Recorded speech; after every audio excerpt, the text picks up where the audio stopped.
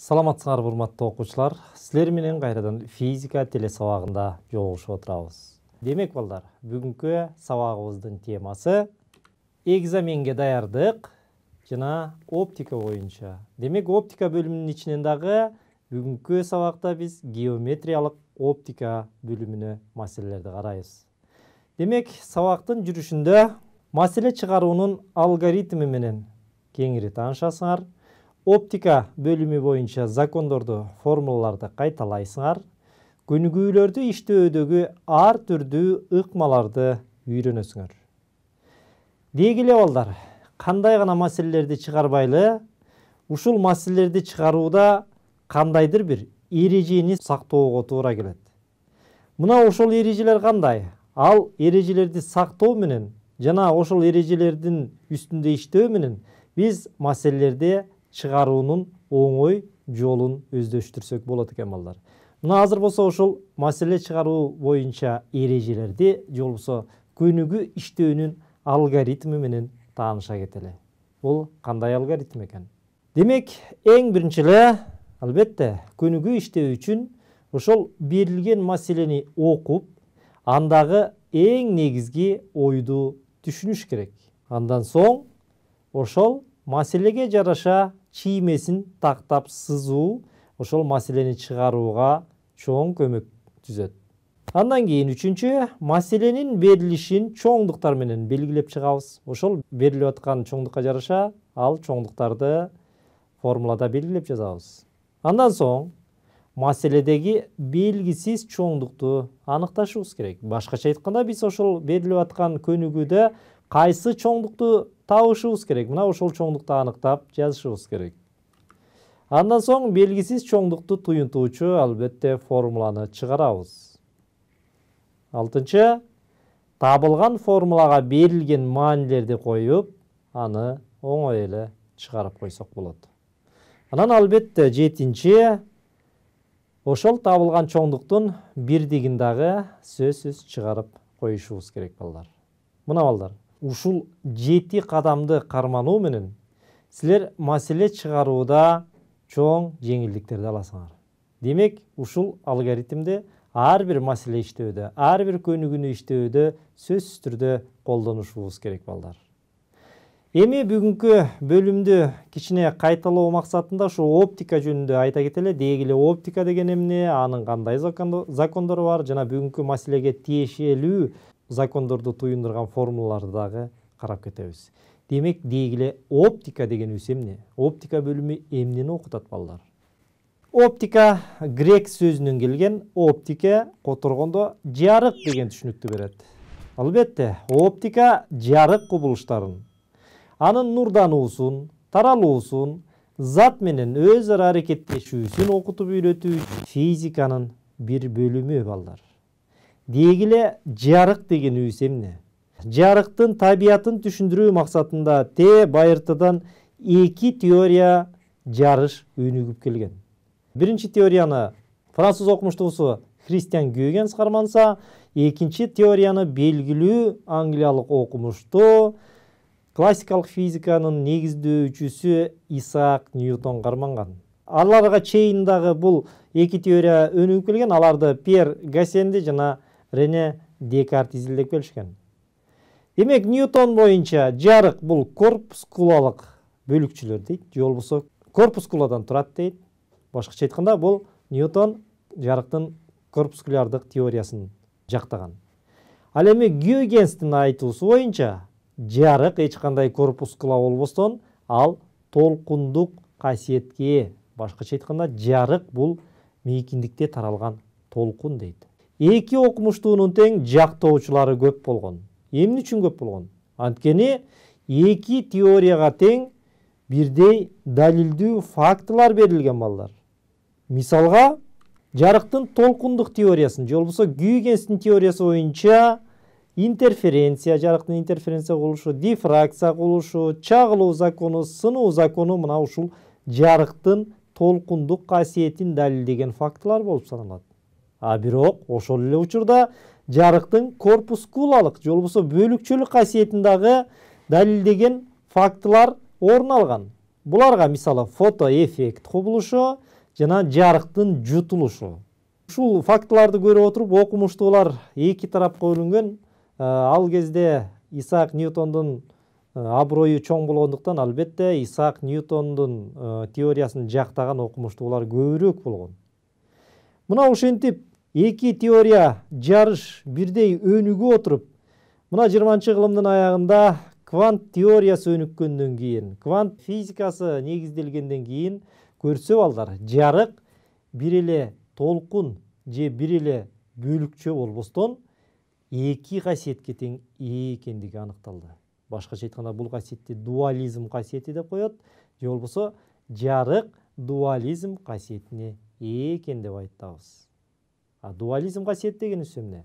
Башкача айтканда жарык кандайдыр бир шартта өзүнүн бөлүкчөлүк касиетин көрсөтсө, экинчи бир шартта ал өзүнүн толкундук касиетин көрсөтүүгө жөндөмдүү дейт. Кийин изилдөөлөрдөн, жаңы ачылыштардан кийин ошондой эле мисалы эң майда бөлүкчөлөр электрондор, протондор, нейтрондор дагы кандайдыр бир шарттарда өзүнүн толкундук касиетин көрсөтөөрү аныкталды балдар. Мына ошону менен демек дүйнөдөгү баардык зат эки касиетке ээ экен деген жыйынтык чыгарышты окумуштуулар балдар. Анын ичинде албетте жарык дагы. Эми жарыктын ылдамдыгы болсо көптөгөн окумуштуулар тарабынан аныкталып, азыркы кезде болжол менен 300 000 км/секундага барабар экендиги аныкталды. Жана Эйнштейндин теориясы боюнча бул ылдамдык табияттагы, деги эле жаратылыштагы эң чоң ылдамдык деп кабыл алынды балдар. Эми жарыктын таралышы жөнүндө сөз кылат турган болсок, жарык түз сызык боюнча таралат деген жыйынтык чыгарылган. Эмне үчүн? Анткени каалагандай жарык булагынын жолуна тоскоолду койсок, анын артында сөзсүз түрдө көлөкө пайда болот. Демек, мына ушул көлөкөнүн пайда болушу жарыктын түз сызык боюнча таралаарынын бирден бир мисалы болуп саналат балдар. Берилген аралыкка салыштырмалуу өлчөм эске алынбаган жарык булагы жарыктын чекиттик булагы деп аталат. Ал эми чекиттик булактан алынган нерсенин көлөкөсү толук көлөкө деп аталат. Ошондой эле жарыктын чагылуу жана сынуу закондорун дагы айта кетели. Деги эле жарыктын чагылуу закондору бул эки закондон турат. Биринчиси түшкөн нур, чагылган нур жана нур түшкөн чекитке тургузулган перпендикуляр же нормаль дайыма бир тегиздикте жатышат. Бул биринчи закону. Экинчи закону боюнча түшүү бурчу ар дайым чагылуу бурчуна барабар. Башкача айтканда жарык бетке кандай бурч менен келип түшсө, кайра ошондой бурч менен чагылууга жөндөмдүү. Ошондой эле жарыктын сынуу законун айта кетели.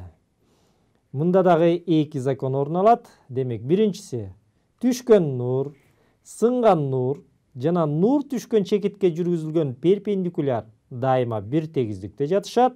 Ал эми экинчи закону болсо, жарык нурунун түшүү бурчунун сынуу бурчунун синусуна болгон катышы турактуу сан. Жана бул турактуу сан чөйрөнүн сынуу көрсөткүчү деп аталат. Ошондой эле абсолюттук сынуу көрсөткүчү деген түшүнүк дагы колдонулат. Демек, абсолюттук сынуу көрсөткүчү чөйрөнүн жарык нурунун вакуумдагы ылдамдыгынын анын чөйрөдөгү ылдамдыгына болгон катышына барабар. Мына бул жерде формуладан дагы көрүп турасыңар балдар. Эми ушул деги эле оптика бөлүмүндөгү кездешүүчү негизги закондорду туюндурган формулаларды дагы айта кетели. Булар силер көрүп тургандай, биринчиси абсолюттук сынуу көрсөткүчү, салыштырма сынуу көрсөткүчү, жолдун оптикалык узундугу, жарыктын сынуу закону, жука линзанын формуласы, линзанын оптикалык күчү, оптикалык жүрүш аралыгы, интерференциялык максимум шарты, интерференциялык минимум шарты, дифракциялык торчонун негизги максимум шарты, интерференциялык тилкелердин туурасы, дифракциялык торчонун чечүүчү жөндөмдүүлүгү. Мына балдар, ушул формулаларды катыштырып биз эми маселелерге орун берели. Анда эмесе балдар, биринчи маселеге көңүлүңөрдү бурам. Эгерде мүмкүн болсо, жердин кандайдыр бир чекитинен жиберилген жарык 1 секунда ичинде аны канча жолу айланып чыкмак дейт. Демек бул жерде Т штрих менен 1 секунданы белгилейли. Башкача айтканда ушу 1 секундадагы жарыктын айланып чыгуу санын табышыбыз керек. Мында жердин радиусу белгилүү 6400 километр. Ошондой эле n-ди табышыбыз керек. Ал эми бул жерде жердин айланасын, же болбосо экватордун узундугун алсак, же медиандардын узундугун алып турган болсок, дегиле айлананын узундугу албетте 2πr формуласы менен аныкталат. S барабар L. Эми берилиштерин жазабыз. Т штрих барабар 1 секунда, R барабар 6400 километр, С бул жерде жарыктын ылдамдыгы. Ал 3 көйтүлгөн 10^8 метр секундага барабар. Табышыбыз керек n-ди. Демек n-ди табыш үчүн албетте ошол 1 секунданы биз жарык жерди бир айланып чыккандагы убакытка бөлгөнгө барабар. Ал эми жарыктын жерди бир айланып чыккан убактысын S барабар V көбөйтүлгөн T формуласы аркылуу аныктайбыз. Мында S барабар L, V барабар S жарык ылдамдыгы. Анда L барабар S-ти. Мындан T'ны аныктасак L бөлүнгөн S. Бирок биздин L'ыбыз айлананын узундугу 2πr-га барабар. Анда формулага койсок T барабар 2πr бөлүнгөн S формуласы менен аныкталат. Ушул боюнча убакытты тапсак, анда жерди бир айланып чыгуу үчүн жарык 0,134 секунда убакыт коротот экен. Эми ушуну коюп биз 1 секунда ичинде 7,5 жолу жерди айланып чыга тургандыгын аныктайт экенбиз. Демек жообу 1 секундада жарык жерди 7,5 жолу айланып чыгат экен. Кийинки маселе. Жарык бизге эң жакынкы жылдыздан, башкача айтканда Альфа Центавра жылдызынан жерге чейин 4,3 жылда жетет экен. Ушул жылдызга чейинки аралык канча экендигин аныктайбыз. Мында ошол 4,3 жылды секундага айландырып алалы. Ал 1,356 көбөйтүлгөн 10^8 даражасындагы секундага барабар. Ал эми жарыктын ылдамдыгы белгилүү, С барабар 3 көбөйтүлгөн 10^5 километр секунда. Табышыбыз керек, албетте ошол жылдызга чейинки аралыкта. Формулага берилиштерин жазып формуланы жазабыз. Мында Т барабар 4,3 жыл, С барабар 3 көбөйтүлгөн 10^5 километр бөлүнгөн секунда. Табышыбыз керек S-ти. Албетте ылдамдыктын формуласын баарыбыз билебиз. Мына ушул формула менен эле биз ал аралыкты оңой эле таап алат экенбиз. S барабар 4,6 көбөйтүлгөн 10^13 даражасындагы километр экендиги аныкталды. Ал эми бул башкача айтканда канча аралык дегенди түшүндүрөт. Мына элестетсеңер, демек 4, андан кийин 13 нөлдү кошуп жазсаңар, мына ошончо километр аралык экендиги көрүнүп турат балдар. Кийинки эсепке көңүл буралы. Жарык нуру абадан айнекке өтөт. Эгерде нурдун түшүү бурчу 45 градус кезинде сынуу бурчу 28 градуска маанисин ала турган болсо, анда айнектин сынуу көрсөткүчүн тапкыла.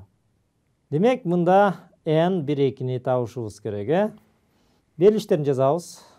Альфа барабар 45 градус, бета барабар 28 градус, синус 45 градус барабар Брадистин таблицасы боюнча карай турган болсок, 0,10,07071ге барабар. Ал эми синус 28 градуста 0,10,4695ге барабар. n1,2-ни таба турган болсок, демек сынуу жарыктын сынуу законунун формуласы менен аныкталат. Ал n1,2 барабар синус альфа бөлүнгөн синус бета. Ордуна коюп чыгарабыз. Чыгарып, демек айнектин сынуу көрсөткүчү 1,151ге барабар экендигин аныктайбыз балдар. Анда кийинки эсепке кетели. Суу бетине нур 40 градустук бурч менен түшөт. Мына бул жерден жакшылап көңүл бөлүп карагыла. Демек биринчиде суу бетине 40 градустук бурч менен түшүп атат, жарык. Эми сынуу бурчу ошол суудагы сынуу бурчу эмес, бул жерде демек айнектеги сынуу бурчу деп атабыз. Айнектеги сынуу бурчу 40 градуска барабар болуш үчүн дейт, ал айнекке кандай бурч менен түшүш керек? Демек берилиштерин жазабыз. Альфа суу 40 градус, n суу 1,3, n айнек бул сынуу көрсөткүчү айнектин 1,6 болжол менен, бета айнек 40 градус бурч менен сыныш үчүн демек биз табышыбыз керек экен ошол sinus bettаны. Демек, синус бетта су барабар синус альфа су бөлінген n су. Демек, n барабар синус альфа бөлінген синус бетта. Жолбысы жарықтың сыну законы менен чыгарабыз. Мында синус бетта су барабар синус альфа су бөлінген n су. Ошол боюнча синус айнектин сыну бурчун таба турган болсок, синус альфа айнек барабар n айнек көбөйтүлгөн. Биз мурун таап алган синус бетта сууну колдонобуз. Анда синус бетта су барабар синус 40 градус бөлінген 1,3. Бурасының таблицасы боюнча 0,6,428 бөлінген 1,3 барабар. Бұл 0,10,4,945 саны чыгат. Аны ордуна коюп, биз ушул айнектеги түшүү бурчун болбосо синус альфаны табабыз. Ал боюнча 0,10,000,7,912 экендиги аныкталат. 0,7912 албетте таблица боюнча карап, ал 52 градуска барабар экендигин аныктайбыз балдар. Демек жообу албетте 52 градус. Башкача айтканда, сынуу бурчу 40 градус болуш үчүн айнекте, ал айнекке жарык нуру 52 градус бурч менен түшүш керек экен балдар. Кийинки эсеп. Жарык нуру 2 чөйрөнү бөлүп туруучу чөйрөгө 35 градус бурч менен түшүп, 25 градус бурчта сынат. 50 градус бурч менен келип түшкөн ошол чөйрөдө сынуу бурчу кандай болот? Демек балдар, бул жерден дагы берилишин жазалы. Берилди 35 градус альфа 1 барабар, бета 1 барабар 25 градус, альфа 2 барабар 50 градус. Табышыбыз керек бета 2-ни. Синус альфа бөлінген синус бета барабар n1 2. Альфа 1 бөлінген бета 1 барабар альфа 2 бөлінген бета 2 формуласы менен оңой эле аныктап койсок болот. Бул жерде албетте синус альфа бөлінген синус бета деп. Ошол синус 35 градусту коюп, анан синус 25 градусту жана синус 50 градусту Брайстин таблицасынан карап алып, ошол маанилерди коюп чыгарсак болот. Же болбосо оңой жолун тандап алсак да болот. Бул жерде демек эки учурда тең бир чөйрө болуп аткандыктан биз алардын бурчтарын эле катыштар аркылуу белгисиз бурчту аныктап алсак болот экен. Демек бул жерден бета 2-ни тапсак, альфа 2 көбөйтүлгөн бета 1 бөлүнгөн альфа 1 экендиги аныкталат. Жана анын ордуна коюп, ал 35,7 градуска барабар экендигин оңой эле аныктап алсак болот экен балдар. Демек, жообу бета 2 35,7 градус. Мына балдар, биз силер менен бүгүнкү сабакта ушул геометриялык оптикага тиешелүү маселелерди чыгаруунун ыкмаларын карадык. Кийинки сабакта дагы ушундай эле экзаменге даярдануу сабагын улантабыз. Ал эми бүгүнкү сабак ушуну менен аяктады. Демек, бүгүнкү сабакта биз силер менен кандай маалыматтар менен тааныштык? Бүгүн сабакта жарык кубулуштары, жарыктын чагылуу сынуу закону жана чөйрөнүн сынуу көрсөткүчү боюнча жалпы маселелерди чыгарууну карадык. Анда эмесе балдар, ушуну менен биздин бүгүнкү сабагыбыз аягына келип жетти. Кийинки сабактан жолугушканча сак саламатта калыңдар.